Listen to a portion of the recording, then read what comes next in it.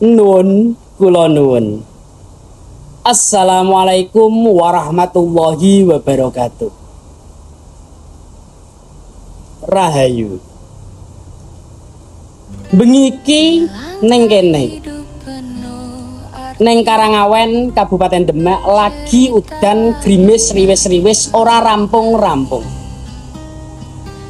Lah, banjur aku kelingan mau awan ana salah sijining tamu tekon lan bahas babakan dukun. Mula bengi iki aku nggawe video iki kanggo sinau bareng. Apa to iku dukun?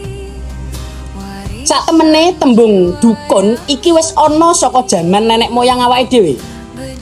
Sadurunge ana rumah sakit, sadurunge ana dokter.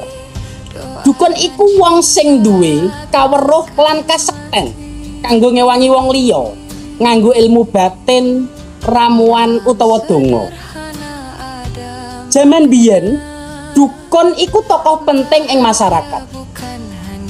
Ana dukun bayi sing bantu wong lairake. Dukun jamu sing nyampur tetuhan utawa omben-omben kanggo obat. Lan ana uga dukun spiritual sing nuntun urip batin lan ngademi atine wong sing lagi kesusahan lan gundah.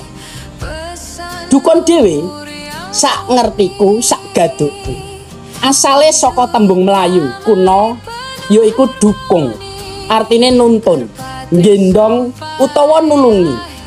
Tegese dukun iku wong sing nggendong beban wong liya supaya luwih enteng. Nanging miris, ing jaman saiki ora kabeh wong ngerti maknane. Ana sing nganggep dukun iku negatif.